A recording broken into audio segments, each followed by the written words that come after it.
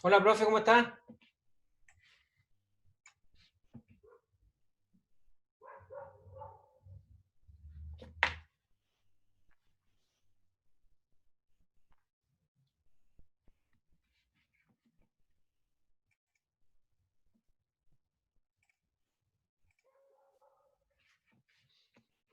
Hola, ¿cómo están? Hola, profe, ¿cómo está? Muy bien, gracias. Qué bueno.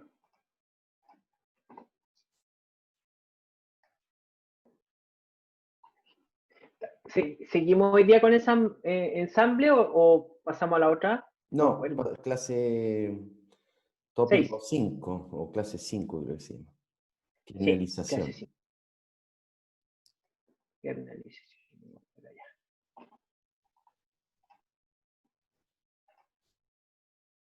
Ahí está. Perfecto.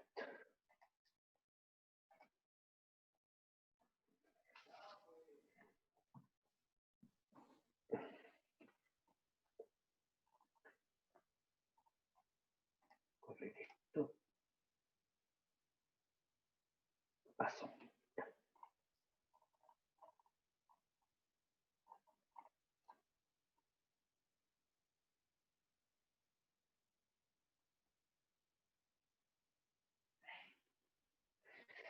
Más dimensiones todavía.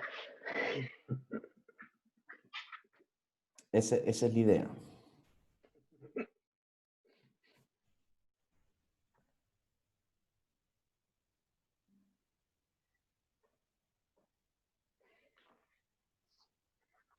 Criminalización. Vamos a dar aquí.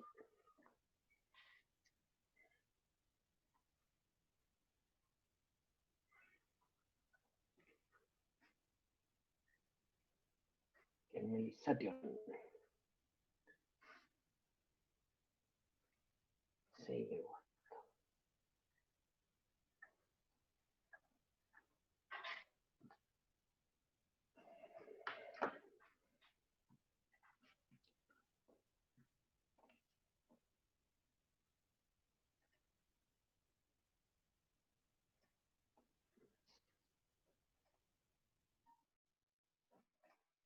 Vamos a la playa mejor.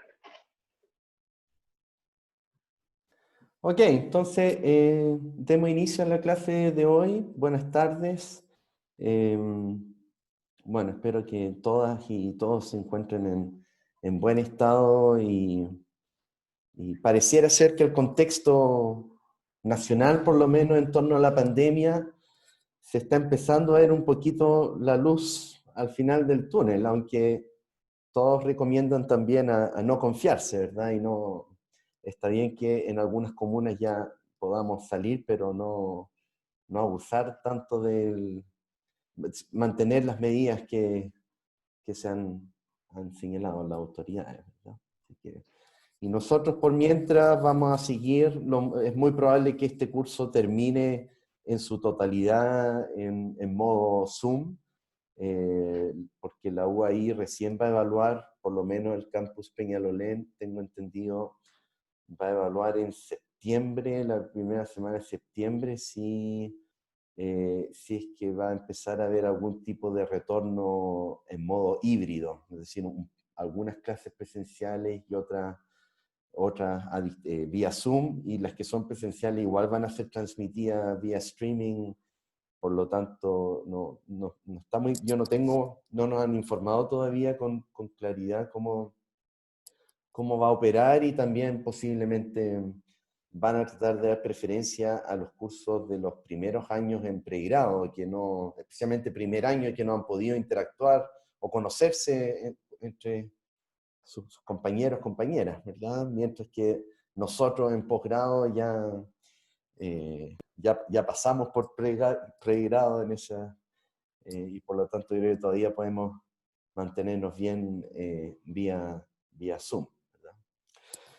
Bien, entonces voy a compartir acá. Entonces, nosotros hemos estado, vamos a pasar a la siguiente unidad de los tópicos, conocido como máquinas de soporte vectorial, lo dejé en inglés el título porque, no sé, suena más taquillero yo creo, Super Vector Machines. Y también una idea que aparece en Machine Learning y que utiliza una de las variantes de SVM, que se conoce como kernelización, ¿ya? O en inglés kernelization. ¿Ya? Y es algo que en los años 2000, por ejemplo, estuvo y a fines de los años 2000 en la comunidad de Machine Learning, en las conferencias principales o algo así, cuando redes neuronales todavía había bajado su popularidad. Eh, Esto entró muy fuerte, SVM y técnicas y el uso de kernelization. Y por lo tanto, si uno quería aumentar las chances de que un paper científico pudiera quedar aceptado en alguna de las conferencias prestigiosas, si no contenía como keywords algunos de estos términos, estabas liquidado. ¿Ya? Y básicamente vamos a ver que esta rama de Machine Learning es muy interesante porque tiene toda una parte como de optimización para las personas que les gusta más, pensando por ejemplo aquí en los alumnos del doctorado en Ingeniería Industrial e Investigación de Operaciones, o el respectivo magíster, en el cual tienen, desde el punto de vista industrial, tienen varios enfoques y cursos en torno a optimización. Y también tiene entonces un sustento y una parte matemática muy formal, fuerte, eh, y también con muy buenos resultados en problemas especialmente con altamente no linealmente separables, ¿ya? Es decir, que tienen puntos que se traslapan y por lo tanto son problemas difíciles de resolver. Ok, entonces, recordando un poco el tema acá de los mapas de características, ¿verdad? O los feature maps. Ese es un concepto que aparece mucho en Machine Learning, que es justamente cuando uno hace una transformación del espacio de entrada. Es decir, que yo tengo mi atributo de entrada, ¿verdad? Las flores iris, por ejemplo, el largo, ancho del pétalo y del sépalo, esas 4 variables. Uno puede transformarlo a una nueva representación, ¿verdad? Mediante entonces algún tipo de, en este caso en un modelo lineal, básicamente multiplicando por los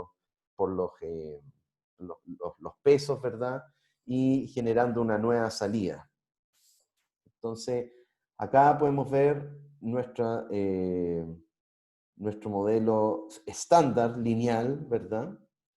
Y la idea es que cuando no podemos ajustar bien los datos con modelos lineales, podemos aprender modelos más complejos simplemente agregando más dimensiones. ¿Ya? Y ese agregar más dimensión se hace mediante este enfoque, una transformación o lo que se conoce como un feature maps, un mapeo de características.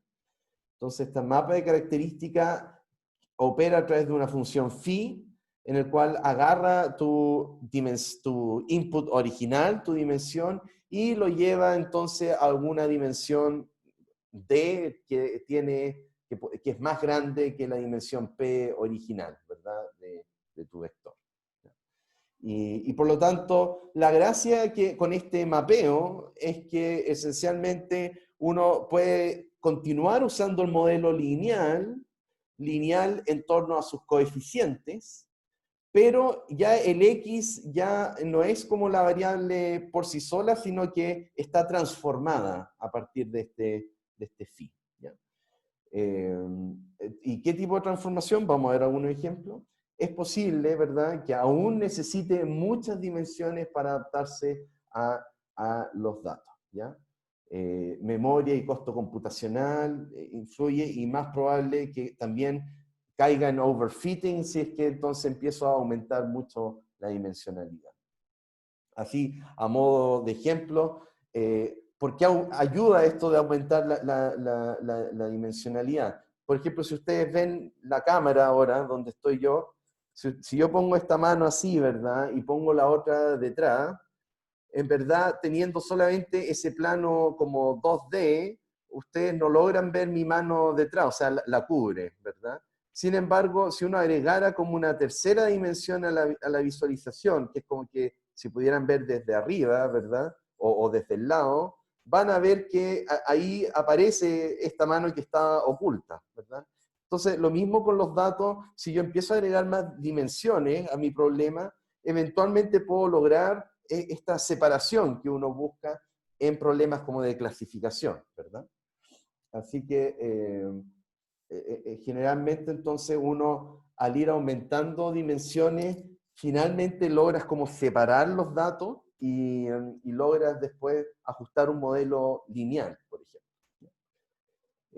Veamos este ejemplo acá con Ridge Regression, ¿ya? Entonces acá básicamente lo que se tiene es una serie de puntos, ¿verdad? Ocupando una función que viene dentro del MGLearn para generar una ola de puntos, ¿verdad? 100 samples, me va a generar esos puntitos negros. Y básicamente acá tenemos hacemos el Ridge Regression, ¿verdad? Punto fit con el X e Y, y después aquí ploteamos el resultado de la recta, que es un modelo lineal univariado, o sea, tengo un atributo de entrada, ¿verdad? Y la salida. Puesto en lenguaje simple, esto es un problema de ecuación de la recta, ¿verdad? Básicamente quiero encontrar, y aquí me entrega el resultado, el coeficiente es básicamente la pendiente del W1 que multiplica al X1, al feature, ¿verdad? Al atributo. ¿Ya? Entonces, y vemos que, bueno, esta regresión lineal, ¿verdad?, marca como la tendencia de estos puntos, pero evidentemente no es un fiteo tan cercano al comportamiento, ¿verdad?, que está mostrando este patrón de datos. ¿Ya? Acuérdense que para fines de Machine Learning tampoco queremos algo que interpole perfecto por todos lados, porque pasa a ser sobreajuste. Ok, entonces, fíjense que ahora uno puede resolver generar un mismo modelo, ocupando el mismo entrenamiento del Ridge Regression que vimos en la clase 2, si quieren repasar, o 3, sí, los modelos lineales. Pero ahora usted haciendo una transformación de la entrada, ¿ya? Entonces, en este caso dice, agregue todos los polinomios x a la potencia al grado d hasta un determinado grado d. Entonces, bueno, evidentemente, ¿qué tan grande debe ser d? Ahí uno debería explorar, ¿verdad?, con el conjunto de validación para ver que no sobreajuste. También podemos calcular todos los polinomios y todas las interacciones entre las características. Es decir, que aparte de tener la variable x univariada, construir nuevas variables a partir de eso, tomando x al cuadrado, x al cubo, en fin. También podría generar nuevas features, nuevos atributos, tomando, por ejemplo, el producto de pares de los que se crean. Por lo tanto, si tengo d variables nuevas, o d va a ser mi nuevo input, si más aún construyo características nuevas tomando el producto, finalmente voy a tener d al cuadrado características. Así que uno puede empezar a aumentar la dimensionalidad del problema tomando, por ejemplo, este enfoque de polinomio. Fíjense aquí que acá hay una función en sklearn preprocessing que se llama polynomial features, donde esencialmente uno entrega como input, cuando inicializa una instancia de esta función, señala hasta qué grado quiere computar, ¿verdad? 10. Y luego si uno hace el poly.fitx, lo que uno obtiene es justamente me genera el dataset donde tengo mi primera variable original, el x0, que fue la que usamos, que es básicamente esta feature de acá, x0, pero también me entrega el x0 al cuadrado, al cubo, hasta la potencia, hasta el grado 10, ¿verdad? Por lo tanto, aquí me acaba de armar mi dataset con los nuevos features, los nuevos atributos, ¿verdad? Y que corresponden sencillamente a agarrar los valores de la variable original y elevarlos a las potencias correspondientes, ¿verdad? Entonces, ahora a partir de x0, si se fijan, si yo lo metía mi variable univariada, ¿verdad? Acabo de pasarla a través de una función phi que me genera entonces la salida ahora de 10 dimensiones. Y la función phi en este caso lo único que está haciendo es ir agregando la potencia, ¿verdad? A mi variable, a esta variable original, le agrega genera 9 otras variables, ¿verdad? Con las respectivas potencias. Entonces ahora puedo volver a mi problema original del Ridge Regression, ¿verdad? Pero ahora en vez de poner el X que usamos antes, que era univariado, metemos el X poly, el que acabamos de generar, con la respectiva salida Y, que fue la que usamos antes, la que generó la onda, los datos de ola, ¿verdad? ¿Tenía una duda, Rodrigo? Sí, profe, disculpe lo perdido, pero esos coeficientes del x0 hasta el x elevado a 10, No son coeficientes, son los valores de los atributos. Estos son atributos nuevos, construidos a partir del atributo original. Es el valor del atributo. para un igual 0, igual 1, igual 2, ¿así? No, o tú tienes, a ver, cuando generamos este dataset MakeWave, para un valor X, te entrega, ese te genera aleatoriamente, pero con esta forma me genera este dataset. Por ejemplo, cuando el X vale menos 2, el Y vale, qué sé yo, ahí menos 1,5, este otro que es como 1,9 el X, vale aquí otro valor. Tengo un par X, Y generado con esta función. Ahora esos valores de X son los que están acá en la primera columna. Y entonces yo acabo ahora de construir nuevos atributos, que es este mismo elevado a 2, a 3, y aquí están estos mismos valores elevados al cuadrado, al cubo, en fin, son nuevos valores X que se construyan, y cada uno de estos tiene asociado el mismo Y, ¿verdad? Por lo tanto, si uno quisiera con ese nuevo esquema graficar esto, necesitaríamos tener una forma de visualizar en 10 dimensiones, si quiere, aunque quise, bueno, 10 dimensiones para los diferentes valores de X que se sacan de acá, tienen asociado un valor de Y, ¿ya? Esencialmente. Así que esto no podríamos visualizarlo así, sería un diagrama de superficie en un hiperplan multivariado. Entonces, lo que quiero señalar acá es que a partir de un input que era univariado, ahora podemos construir, acabamos de construir un input multivariado, ¿verdad? Para poder predecir el valor de Y.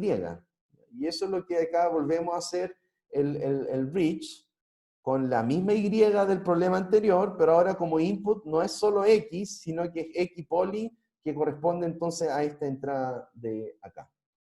Y entonces aquí aparecen los coeficientes, los W, estarían siendo aplicados a los diferentes X que tenemos construidos acá.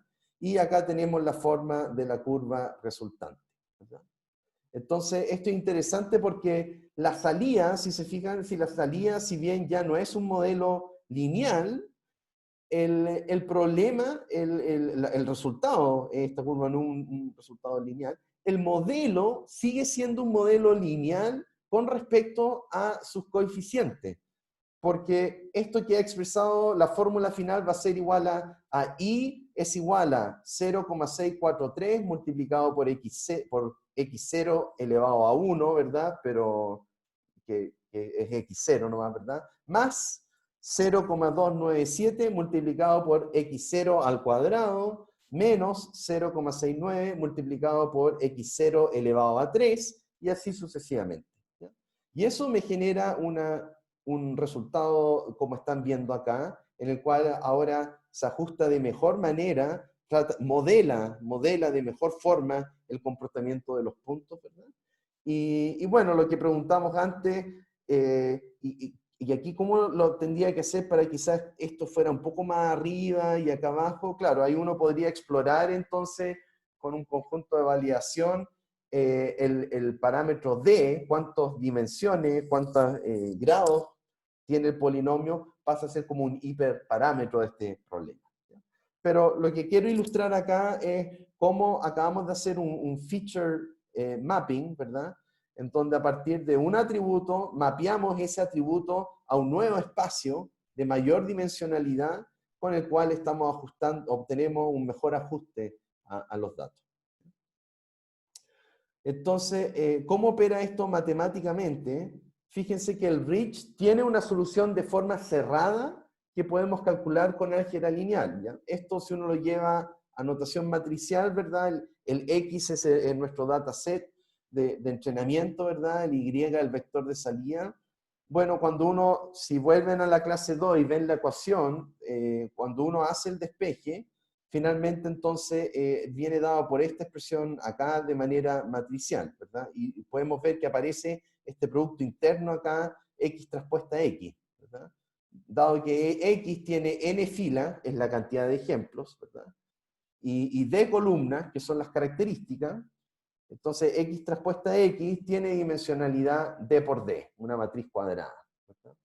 Por lo tanto, Rich es cuadrática en la cantidad de características. La complejidad computacional del problema sería D cuadrado por N, ¿ya? Por lo tanto, mientras más dimensiones yo tengo, más poder de cómputo se requiere para resolver el problema. Ahora, fíjense que este problema, si uno le aplica el mapeo, ¿verdad? Phi, entonces, esencialmente lo que uno resuelve es lo mismo que antes, pero ahora con el X, ya no el X por sí solo, sino transformada a través de este phi. Y entonces, y ahora, dado que phi aumenta de un montón, ¿verdad? Este cómputo de acá se vuelve enorme, ¿ya? Porque ya vimos que en el caso normal es al cuadrado, pero esto lo puede llevar a una alta dimensionalidad, con lo cual este producto se transforma en algo enorme.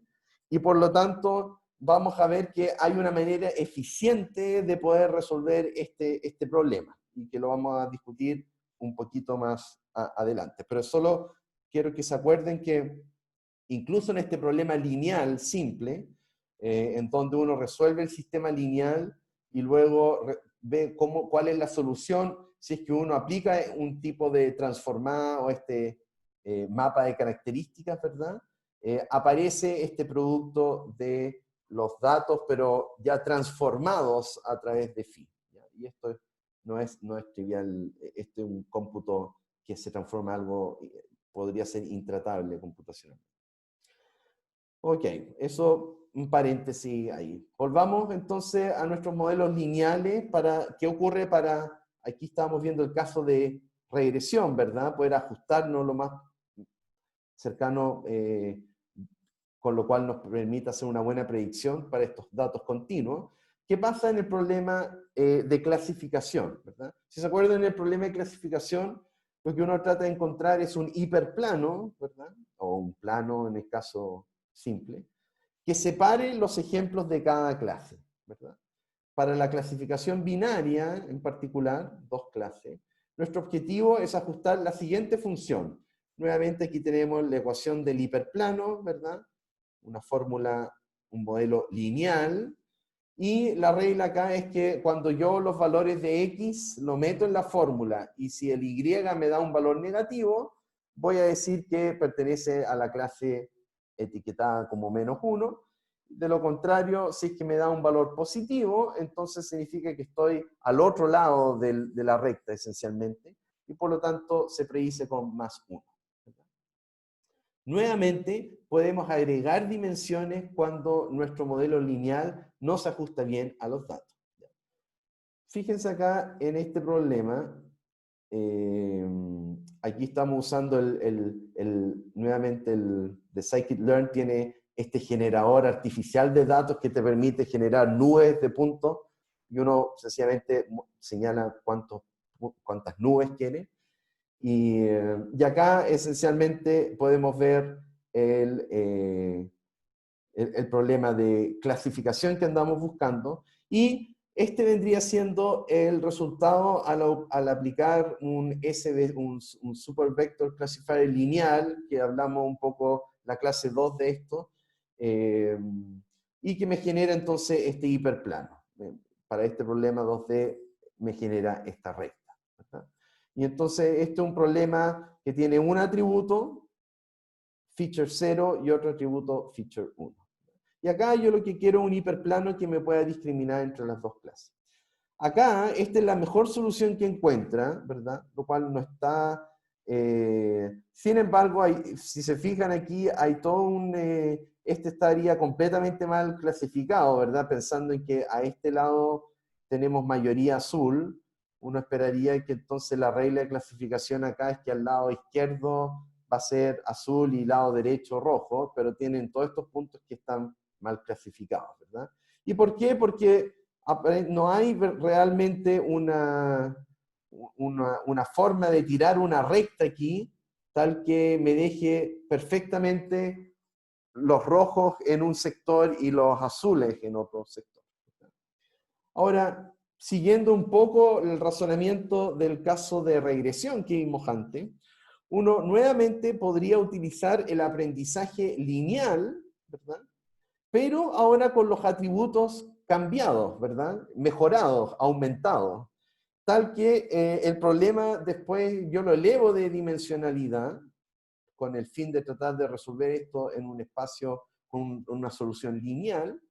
Y luego, como esa nueva dimensión están construidas a partir de feature 0 y feature 1, yo puedo volver al espacio original para ver entonces qué frontera de decisión me genera este aumento de dimensionalidad.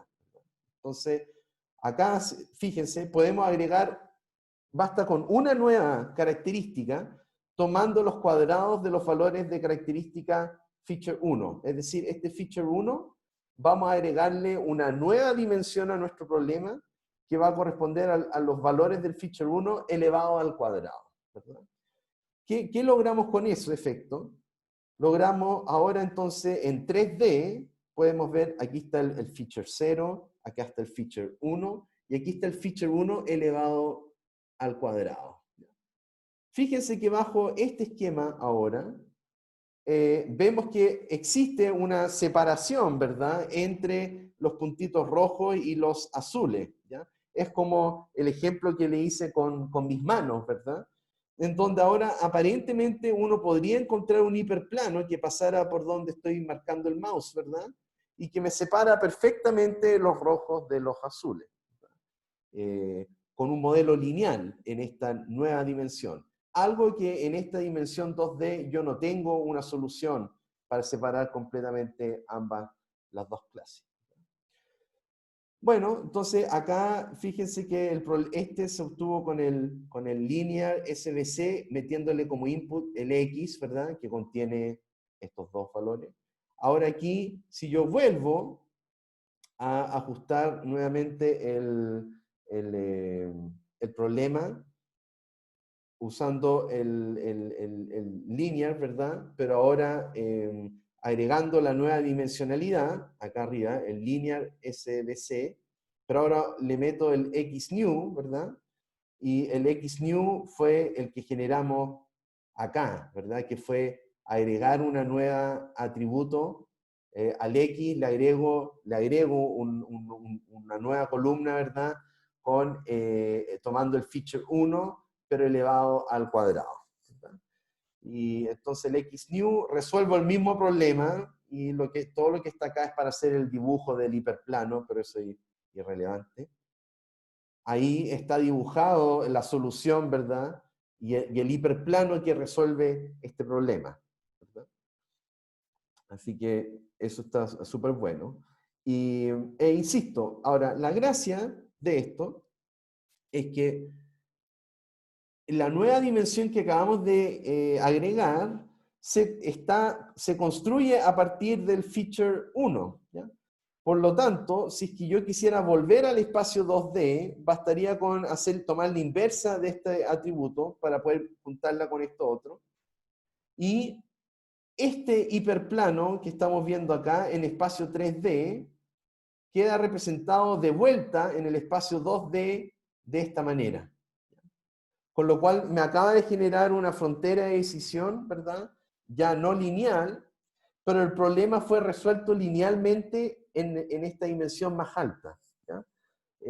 Por lo tanto, la intuición acá detrás es como súper entretenido, porque básicamente uno incrementa la dimensionalidad hasta llegar a una parte donde yo pueda resolver linealmente, y luego entonces puedo regresar fácilmente al dominio original y ver cómo quedó la frontera de decisión. Y acá efectivamente tenemos una buena solución donde ahora, frente a un nuevo punto que caiga en la zona roja de este diagrama, va a ser clasificado como triángulo rojo, ¿verdad? Y cualquier parte en esta zona más azul clarito, es como color más violeta realmente, pero da lo mismo, estaría siendo clasificado para la otra categoría, ¿no? Así que eso es lo que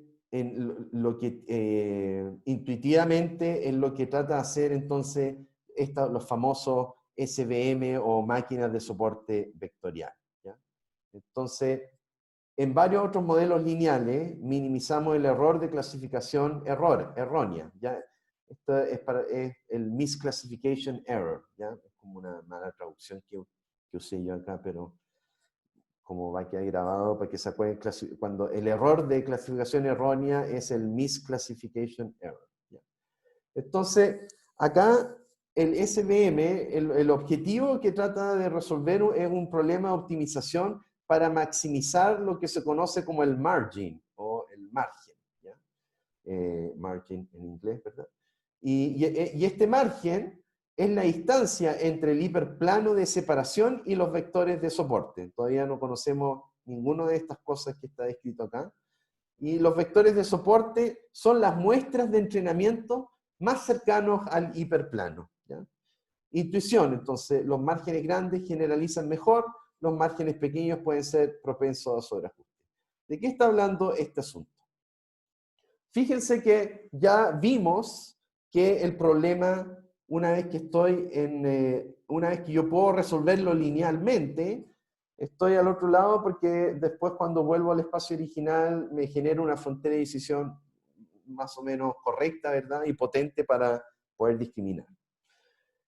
La pregunta es, cuando llego a la instancia de resolver un problema lineal, acá ocurre el fenómeno de que yo puedo encontrar varios hiperplanos que me resuelven el problema. Por ejemplo, aquí tenemos uno, ¿verdad? Y aquí tenemos otro, y en ambos casos, pues, y aquí tenemos otro más, esta recta que está aquí. Aquí tenemos 3 soluciones lineales para este problema, ¿ya? Y la pregunta es tal como aparece acá, ¿verdad? ¿Cuál de esos hiperplanos es el mejor hiperplano? Y la respuesta mejor, acuérdense, siempre en Machine Learning, lo que uno busca es un modelo que tenga buen poder de generalización, ¿ya? No me interesa que en el conjunto de entrenamiento se ajuste re bien y tenga error cero de clasificación o un R cuadrado igual a 1 si es que estoy haciendo regresión. Yo lo que ando buscando es que el sistema funcione bien frente a nuevos datos que no ha visto previamente, antes, ¿ya?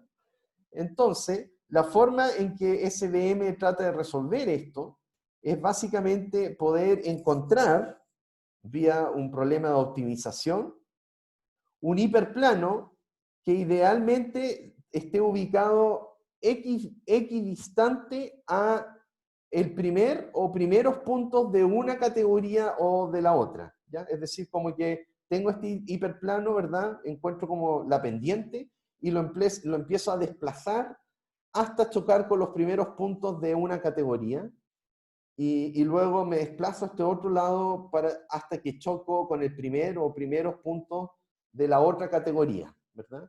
Y una vez que logro eso, este hiperplano debería entonces ubicarse centralmente entre estos dos. Y por lo tanto, uno lo que busca acá, este ancho que está marcado acá, es lo que se llama el margin, ¿ya? Por lo tanto, finalmente lo que uno, vamos a ver, resuelve es un problema de optimización, tal que este hiperplano se ubique, la pendiente, el hiperplano y todo, sea tal que este margen que se genera acá sea lo más grande posible, ¿verdad? ¿Y por qué quiero un margen grande? Porque de esa forma me da más holgura, ¿verdad? Si es que yo pongo, por ejemplo, este hiperplano que está muy, muy pegado a esta cruz verde acá, ¿verdad? Fíjense que si en el conjunto de prueba llegara a un nuevo punto ubicado aquí, donde estoy poniendo mi mouse, este sería clasificado como rojo, ¿verdad? Sin embargo, está súper pegado, pareciera ser es más de la clase verde. Por lo tanto, uno quisiera que el hiperplano, ¿verdad?, que discrimina entre una categoría y otra, no esté tan pegado ni a una clase ni a otra, sino que pueda estar ubicado justamente de una forma tal que me permita este espacio aquí, esta holgura, ¿verdad?, para los nuevos puntos que lleguen eventualmente. ¿Ya? Así que eso es como, y por lo tanto, en términos nomenclatura acá, entonces a esto se le llama el margen. Esto que el hiperplano empieza a moverse hasta chocar con el primer par de puntos, ¿sí? Y estos puntos que están marcados con líneas segmentadas, se conocen como los vectores de soporte. Y el nombre viene porque justamente son los vectores que de algún modo sostienen, ¿verdad?, a estos hiperplanos que están, a estas líneas que están aquí, ¿verdad?, que son como un hiperplano hipotético. ¿Ya? Y al cual uno le llama este el hiperplano positivo, ¿sí? Y este el hiperplano negativo. ¿Ya? Así Profe, que, una consulta. Usted decía que esos puntos los selecciona como los más cercanos al hiperplano, pero no, ¿qué no, hace? no, pero no al Porque más también, cercano, a los que están, estos están montados sobre este hiperplano hasta que choca, esto se corre hasta que choque con uno de estos puntos. pero perfecto, ¿en qué momento un punto cualquiera se transforma en un supervector? Porque Cuando, puede ser uno de más abajo, uno de un poco más arriba, ¿eso está dado por qué? al maximizar el margen. Entonces, Pero fíjense eso se que hace solo. en efecto, en efecto. Vamos a ver, esto es súper choro porque el problema de optimización, la solución que entrega, eh, cada punto está ponderado, vamos a ver, por un coeficiente A, y el problema se transforma en un problema de programación cuadrática y que al resolver todos los coeficientes de estos puntos termina siendo cero, excepto a los cuales corresponden a los vectores de soporte. Perfecto. Estos puntos pasan a ser una solución del problema de optimización, tal que maximicen el margen. Profe, una pregunta. ¿Sí, Camila? Que al aumentar las dimensiones como se hacía antes, ¿puede pasar en lo del problema de la maldición de la dimensionalidad? Bueno, sí y no. El tema es que el aumento en este contexto, en el problema anterior que vimos, efectivamente sí. En este contexto ahora, la respuesta es no, porque el aumento de dimensionalidad vamos a ver que no se hace de manera explícita y sirve solo para resolver lo del hiperplano, pero luego uno vuelve al espacio, el clasificador finalmente opera en el espacio original. ¿Ya? Pero lo vamos a ver en un poquito más adelante. Pero buen punto, efectivamente, el tema del aumento de dimensionalidad por sí solo, si uno lo deja, puede incurrir en el problema de la maldición de la dimensionalidad, en el cual uno quede corto de patrones de entrenamiento, porque al aumentar la dimensionalidad uno tiene que como idealmente cubrir todo el espacio, y al aumentar la dimensionalidad esto crece demasiado. ¿Ya? Así que es un muy buen punto el que señala Camila. Ya, Ok, muchas gracias. entonces, el problema que buscamos es que esto se transforma entonces para los amantes de la optimización en un problema de maximización, ¿verdad? En que yo quiero encontrar cuánto vale W, los parámetros del hiperplano, tal que la solución me genere el máximo margen posible. Entonces, por ahora, suponemos que los datos son linealmente separables, ¿ya? porque siempre está el caso de que los datos no sean linealmente separables, pero un pequeño spoiler, ya vimos una solución cómo hacer que datos que no son linealmente separables eventualmente lleguen a hacerlo al hacer este feature mapping, ¿verdad? Pero supongamos que estamos en un problema simple como este, incluso 2D, y que los datos son linealmente separables, ¿ya? Por lo tanto, no tenemos que hacer nada de esto de aumento de dimensionalidad ni nada de eso. Entonces, la idea acá es primero definir un hiperplano que se llama el hiperplano positivo, que va a ser un hiperplano que esencialmente cuando yo evalúe, ¿verdad? En ese hiperplano me va a dar igual a 1, ¿verdad? Y que van a ser los que van a estar hacia un lado del hiperplano final que ando buscando. Y el X sub t son los vectores de soporte positivo, o sea, estos que están aquí, ¿verdad? Al evaluarlo me va a dar 1. Y del mismo modo, el hiperplano negativo se define como este que está acá. Es decir, que cuando yo evalúe en un cierto punto, me va a dar valor menos 1.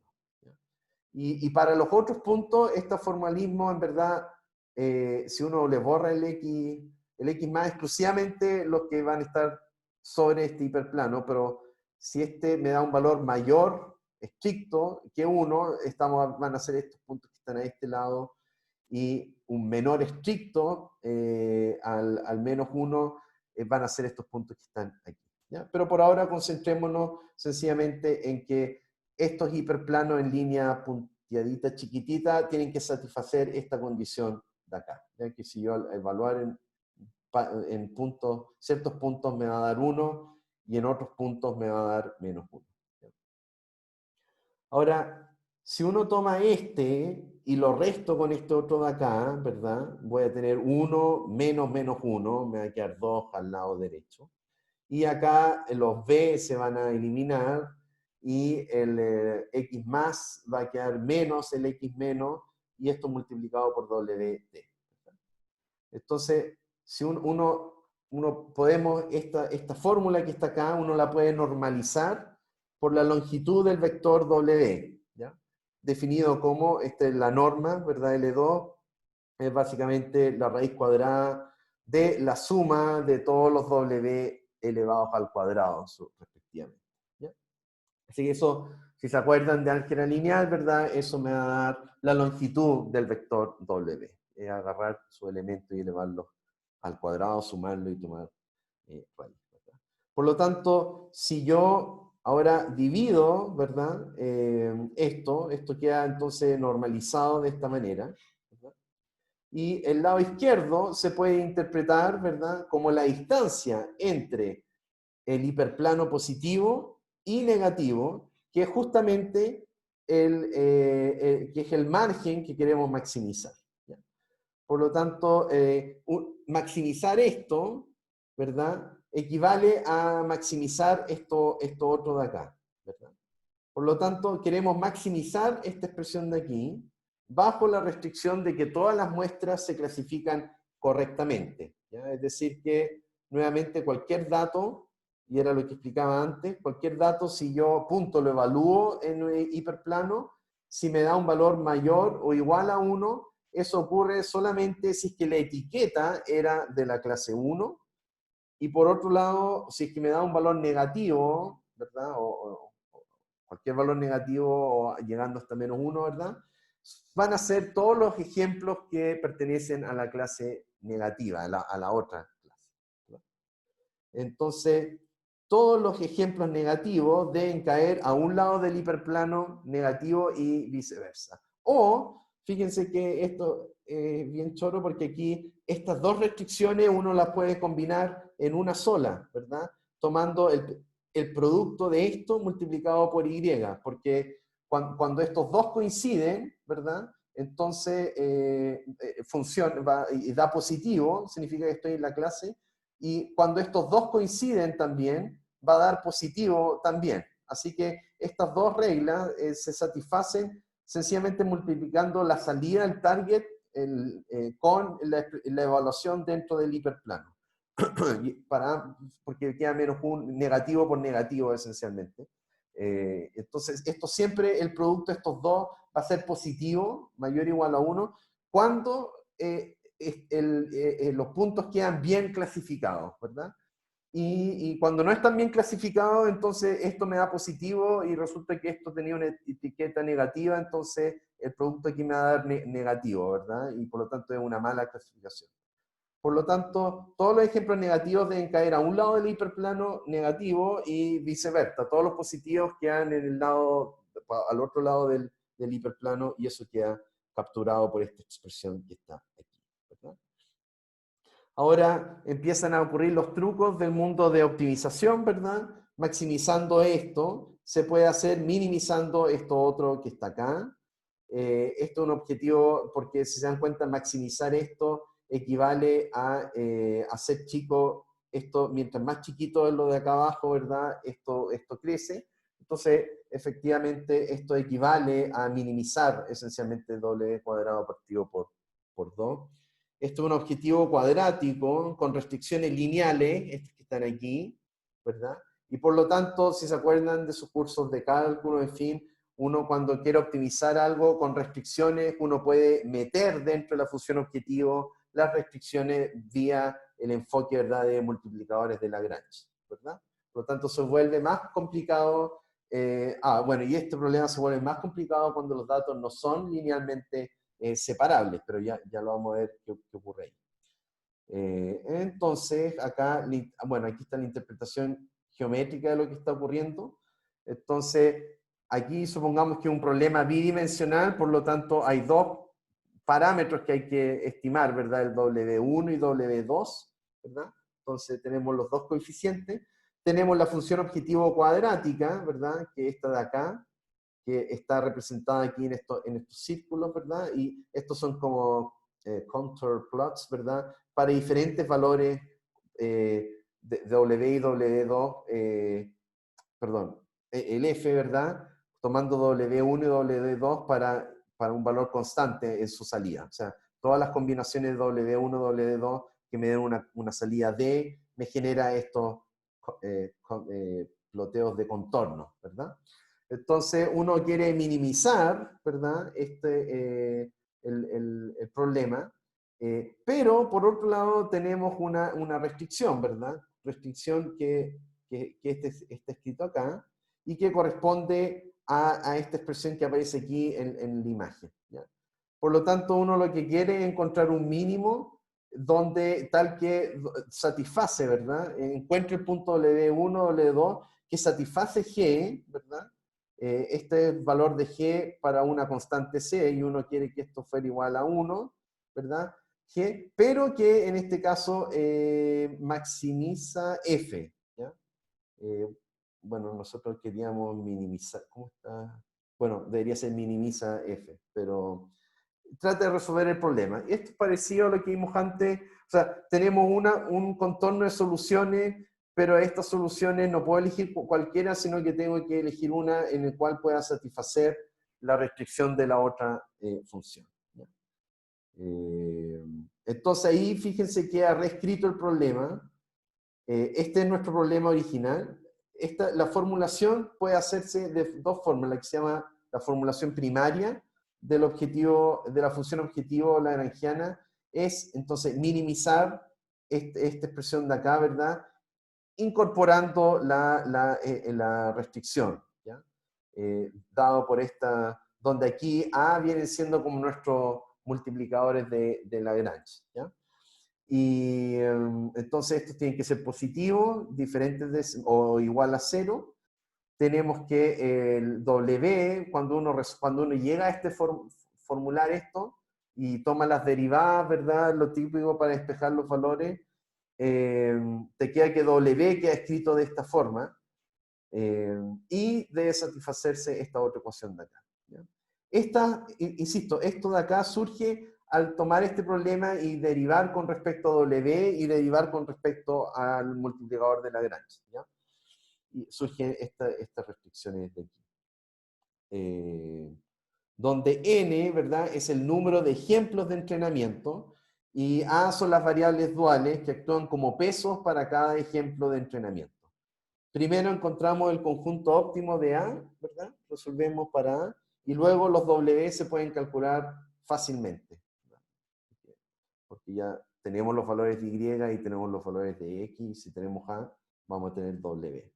Por lo tanto, en lugar de aprender los pesos, ¿verdad? En vez de tener que resolver típicamente para W, lo que hacemos entonces es que aprendemos, aprender los pesos, aprendemos qué ejemplos son importantes y el modelo sigue a partir de eso. Porque, claro, para los valores que A son muy chiquititos, o si fueran 0, significa que el ejemplo X algo no aporta en nada a W, ¿verdad? Entonces, este problema de aquí, uno puede simplificarlo aún más y tiene una formulación dual para minimizar, ¿ya? Por lo tanto, este problema se puede transformar en este que está acá. Los que quieran ver ese paso, está disponible en el libro Elements of Statistical Learning, que fue en una de las clases que les mostré que estaba liberado ese libro, y entonces si ustedes se van a la sección de SVM, van a ver cómo del problema primario se puede reformular como este problema dual que está aquí, ¿ya? En donde esencialmente queda escrito de esta manera. Entonces, ahora, si se fijan, volvemos a lo que partimos hablando en esta clase. En este problema dual, fíjense lo que está ocurriendo acá. Justo aparece el producto SX, por lo que vimos antes en la solución analítica de la regresión Rich, ¿verdad? Aparece un producto interno entre los atributos, ¿verdad? Pares de atributos y J. Entonces, observar el término x sub i punto x sub j. Entonces, cuando las entradas solo aparecen en productos internos, llamamos al método kernelized, ¿ya? O lo que se llama el dual kernelizada, ¿ya? Entonces, esto está kernelizado. Y entonces, estos son dos problemas de optimización muy diferentes. Fíjense que en el primario optimizamos p variable, número de características, acá, ¿ya? En torno a W. Mientras que en el dual, en este de aquí, la variable a optimizar es el A, ¿verdad? Entonces, y el A, insisto, este ponderador que va asociado a cada ejemplo de entrenamiento. Por lo tanto, optimizamos las n variables, el número de instancias, ¿ya?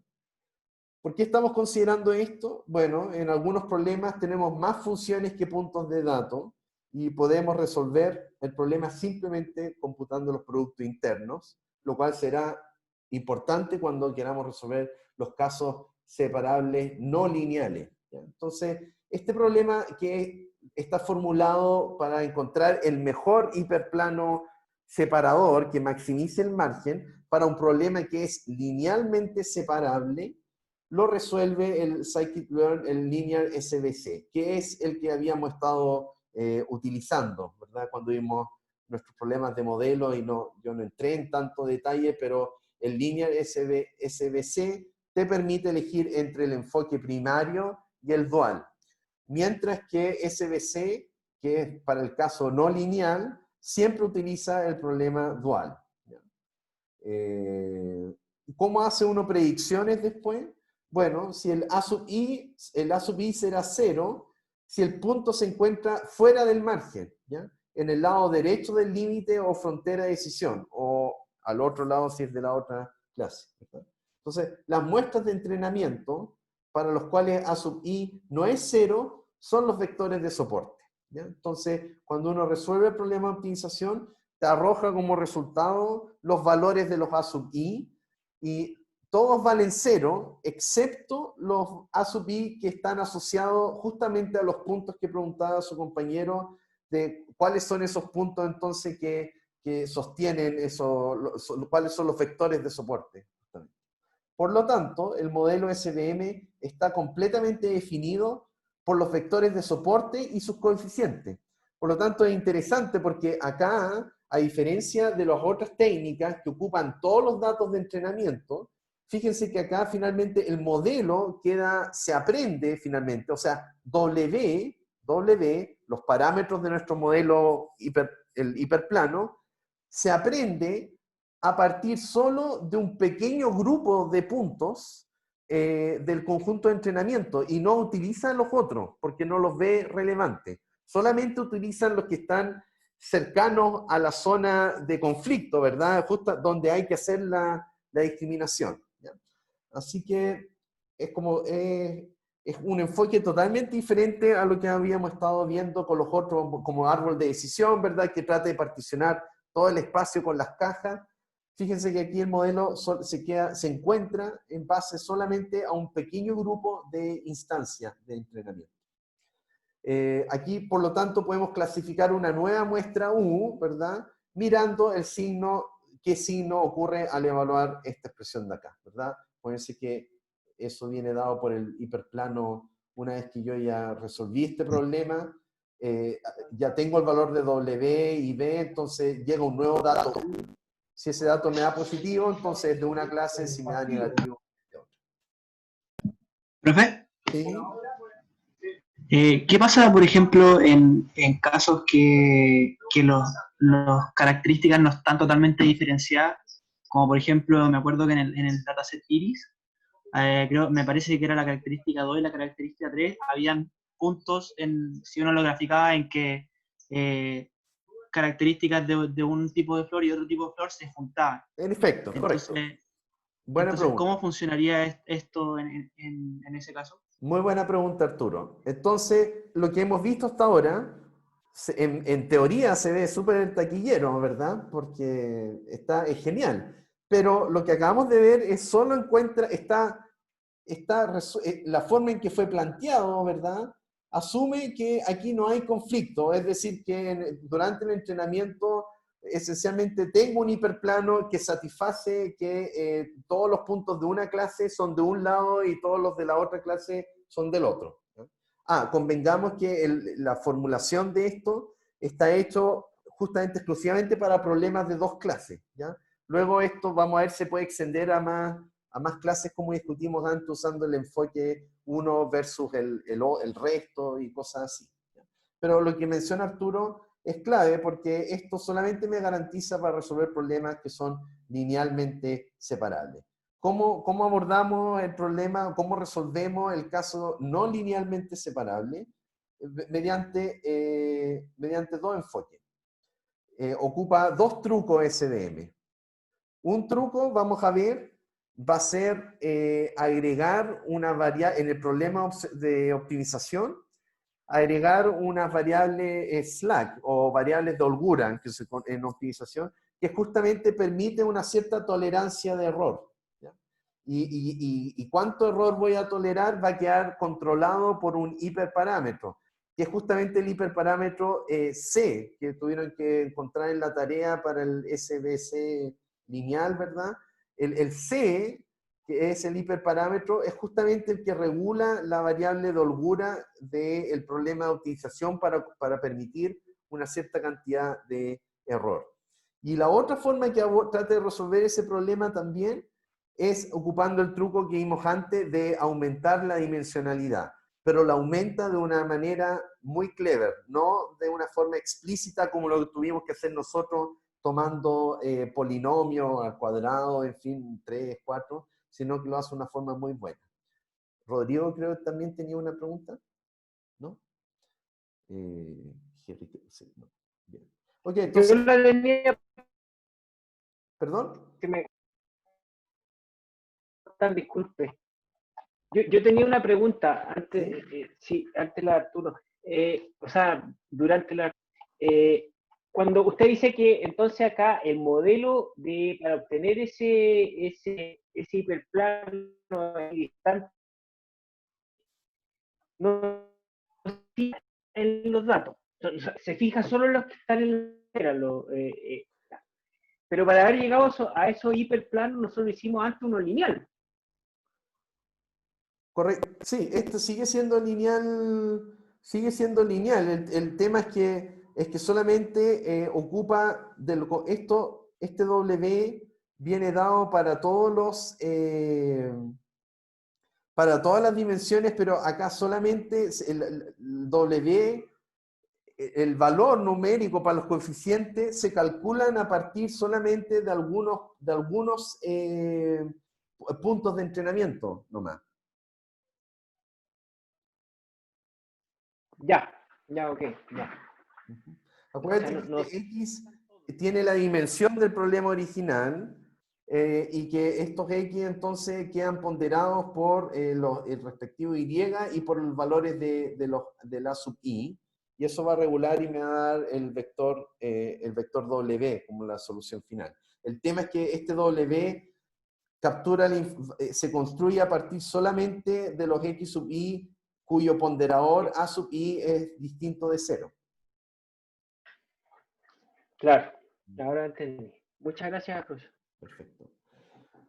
Ok, ahora fíjense que aquí hay una cierta analogía, porque si se dan cuenta, entonces lo que estamos diciendo es que la solución, la frontera de algún modo, la solución se basa en no usando todos los datos, ¿verdad? Sino los que están cerca en el hiperplano, en los bordes que definen el margen.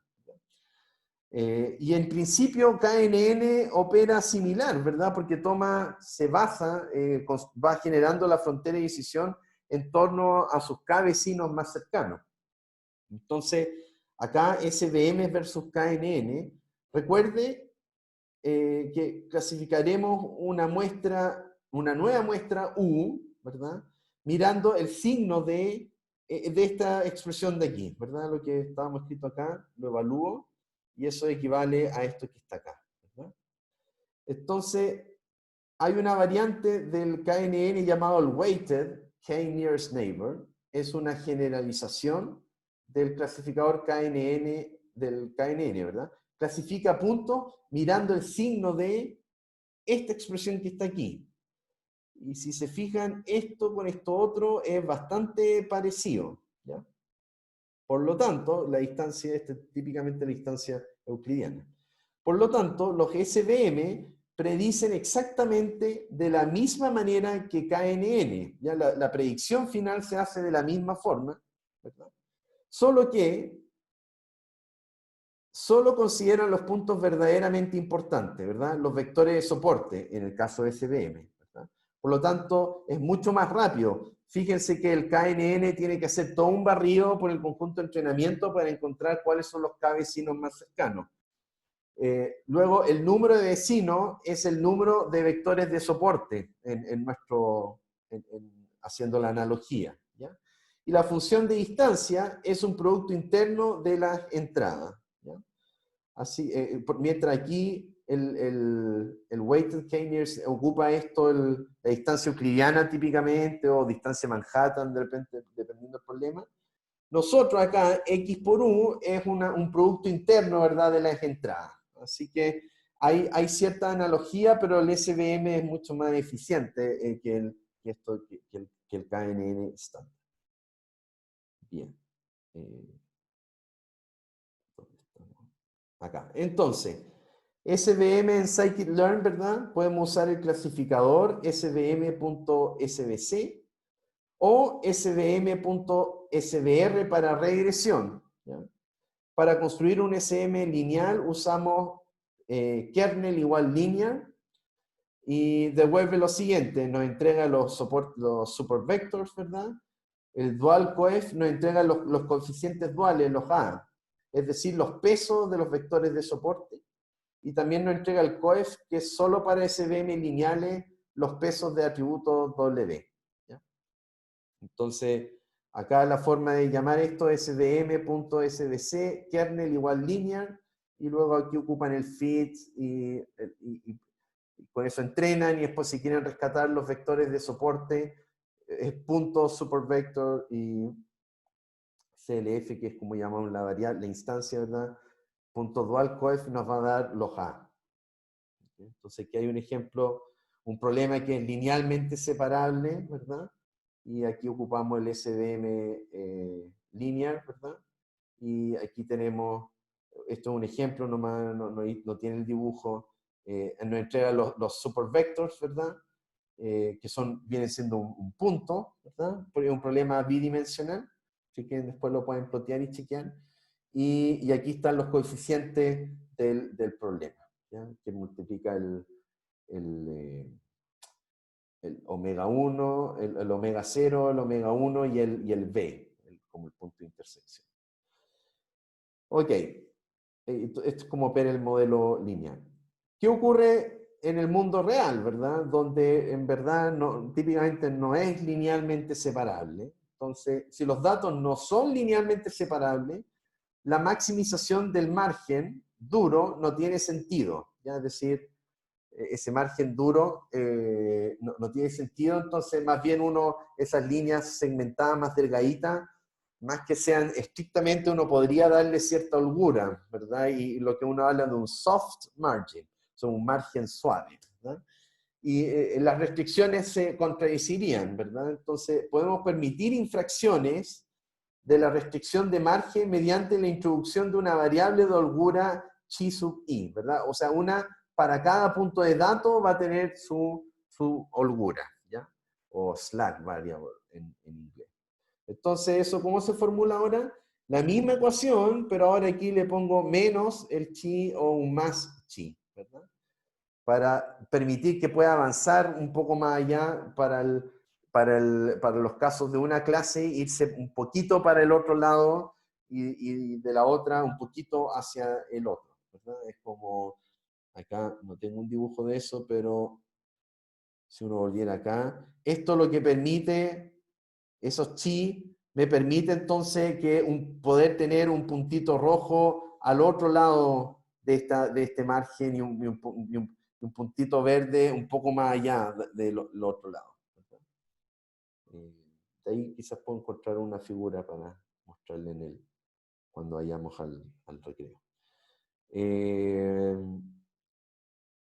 Ok, entonces el problema de optimización al final es muy similar, lo único que se agrega a esto, y el nuevo objetivo a minimizar se convierte en esto de acá. Entonces, es nuestro problema original, pero ahora aparece estas variables de holgura multiplicado por C, que es una penalización por clasificación errónea.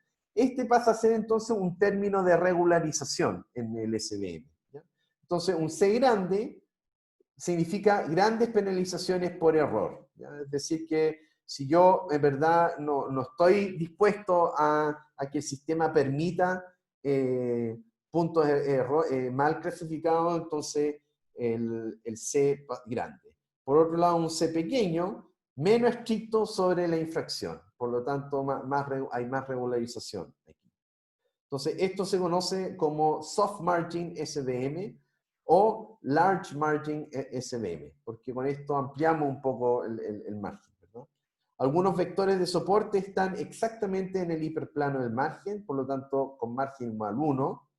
Otros son infractores de margen, entonces con margen menor a 1 y una variable de holgura positiva mayor a 0, ¿ya? Lo que está cambiado acá. Y si entonces chi es mayor o igual a 1, entonces están mal clasificados, ¿ya? Esencialmente. Acá, por lo tanto, podemos usar C para controlar el tamaño del margen y ajustar el equilibrio del sesgo varianza, ¿verdad? El problema del bias, ¿verdad? Que tenemos el underfitting y la varianza es el problema del overfitting. Entonces, el C pequeño aumenta el sesgo y reduce la varianza. Por lo tanto, si tomo un C muy pequeño, puedo caer en el problema de underfitting. Por otro lado, si tomo un C demasiado grande, entonces aumenta la varianza, se reduce el sesgo, aumenta la varianza, entonces hay más sobreajuste. Problema de overfitting. Por lo tanto, C es un hiperparámetro que hay que regular, hay que determinar, ¿verdad? El término penalizador actúa como un regularizador L1, ¿ya? En los coeficientes duales, ¿ya? El mismo tipo que tiene Rich, ¿verdad? Y también, entonces, se conoce como el hinge loss, ¿ya? Cuando uno le agrega este término. Esto introduce sparsity, esto quedó mal, si quieren le hacen doble clic y cámbienlo tendría que quedar como en itálica. Lo cambiamos así entonces. Pucha, estoy apretando mal los botones. Perdón. Ahí. Ahí. Esto introduce sparsity, esto es escasez, ¿ya? Muchos ceros. Los valores de C grande establecerán muchos coeficientes duales en cero, por lo tanto, menos vectores de soporte, ¿ya?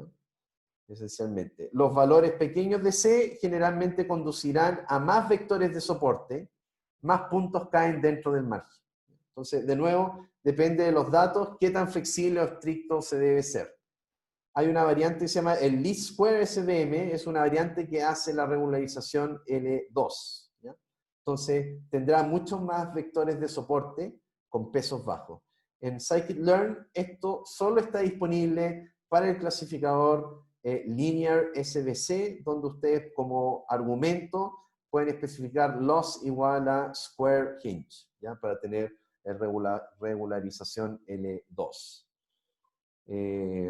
¿Cuál es la diferencia entonces entre este hinge, la pérdida hinge y la pérdida 0,1? Que la pérdida 0,1 es lo que uno llama el error de clasificación errónea o el misclassification error, ¿ya? Y entonces acá lo que nosotros estamos tratando nuevamente de hacer es maximizar el margen y por otro lado minimizar la suma de las infracciones de margen, ¿ya? Esto de acá. Entonces, ¿por qué no maximizar el margen y minimizar el número de clasificaciones erróneas, ¿verdad? O sea, el zero one loss. Y lo que ocurre es que si uno ataca el problema de optimización vía ese enfoque, resulta ser que la función objetivo pasa a ser una función no convexa y por lo tanto pasa a ser un problema computacionalmente NP-hard, ¿ya? Por lo tanto, la solución uno no va a poder encontrar una solución en tiempo polinomial adecuado. Y por lo tanto ahí más bien uno ocupa enfoques metaheurísticos para buscar soluciones. Aquí está una comparación entre la mejor relación convexa es hinge loss, que esta es la función hinge loss que está acá, que me genera esencialmente esta caída acá y luego cuando vale 1 en adelante se mantiene, mientras que el misclassification me genera este cambio que está aquí, ¿ya? Entonces, esencialmente mide la violación del margen chi, entonces estará entre 0 y 1 para los puntos dentro del margen, ¿verdad? Y aún más grande si está en el lado equivocado del límite, ¿ya? Entonces, eso con esta fórmula cuantifica esencialmente la pérdida al estar mal clasificado.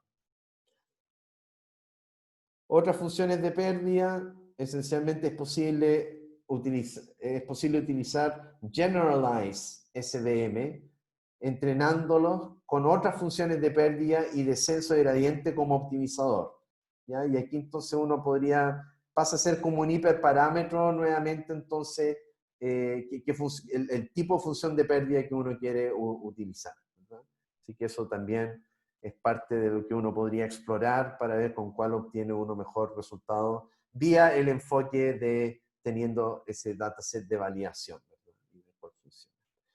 Ok, al retorno al recreo entonces retomamos la parte entretenida, según yo, que se llama kernelización, ¿ya? Y que vamos a ver cómo mejorar el modelo que vimos anteriormente. Eso por ahora. Continuamos en 15 minutos más. Eso.